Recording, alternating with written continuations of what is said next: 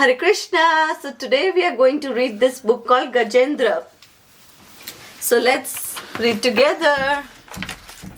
Gajendra, the king of elephants, lived with his herd in Rutumat garden at the foot of Trikuta hill. Nandini, can we see beautiful birds here? And a beautiful tree and some elephants. Let's move on. Gajendra was a very powerful elephant. He lived in Ritumat, a beautiful garden in one of the valleys of the Trikuta mountain, where there was a lake with lilies and lotuses in waters. Nandini, can you show me elephant? Where is elephant in this book, Nandini? Come on, show me the elephant. Where is the elephant, Nandini? Let's see elephant. Show me elephant. Come on. Where is the elephant? Yes, that's the elephant.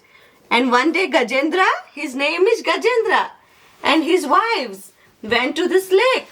After drinking water, they started splashing water at one another playfully. The elephants' water splashing game disturbed the huge crocodile living within the lake's depths. The crocodile swam up and grabbed Gajendra by the foot and dragged him down into the lake. Gajendra tried to free himself but failed as the crocodile's strength was much greater in water. The great elephant's wives tried pulling him out, went in vain. Gajendra's wives soon left, forcing him to fight with the crocodile all alone.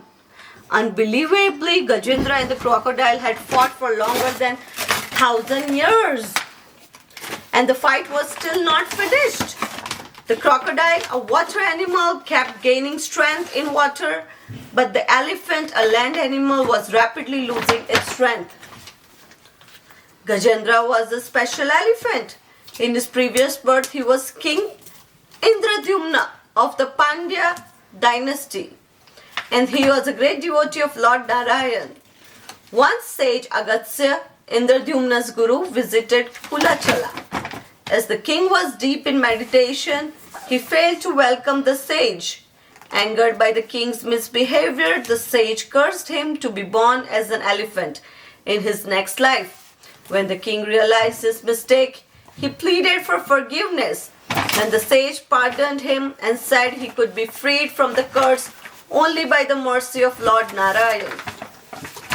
The crocodile too was a special reptile. He was a Gandharva named Huhu in his previous life. Huhu was once playing with his wife in a lake. Sage Devala was also standing waist deep in the same lake, offering prayers. Just for fun, Huhu grabbed the sage's legs and pulled him deeper into the water. The sage was startled but soon found out that it was Huhu's mischief. He became furious with Huhu and cursed him to be crocodile. Huhu realized his mistake and pleaded for forgiveness. Sage Devala forgave Huhu and said that he would be freed from the curse only by getting the mercy of Lord Narayan. By attacking his devotee Gajendra, scales quickly covered Huhu's body and turned him into crocodile, and he eagerly waited for Gajendra's arrival. Gajendra, in his distressed state, felt helpless because of having been deserted by his family. The elephant's strain increased his pain. He was now mentally and physically weak. See the lotus flower? However, Gajendra suddenly remembered a prayer from his previous devotional life. He offered his prayer to the Lord in mood of total surrender. Gajendra's prayer reached Sri Vaikuntha, the abode of Narayan, the Supreme Personality of Godhead. Hearing the prayers offered by Gajendra, Lord Narayan appeared in front of his devotee as Hari, the destroyer of his devotees' miseries. The Lord sat astride Garuda, armed with his Sudarshan Chakra and other weapons. As soon as Gajendra saw the Lord, he picked a lotus from the lake and offered his respects to him with it. Lord Narayan pulled both Gajendra and the crocodile out onto the bank of the lake and chopped the crocodile's head off with his Sudarshan Chakra. Huhu shared the crocodile's scales and got his Gandharva form back. He gratefully offered his prayers to the Lord and returned to Gandharva Lok. As Gajendra had surrendered to the Lord completely, the Lord granted him moksha, liberation of freedom, although he was still in the form of an elephant.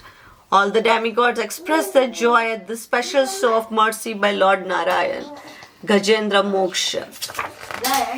The king of the elephant Gajendra said, I offer my respectful obeisances unto the Supreme Person Vasudev. Om Namo Bhagavate Vasudevaya. Because of him, this material body acts due to the presence of spirit, and he is therefore the root cause of everyone.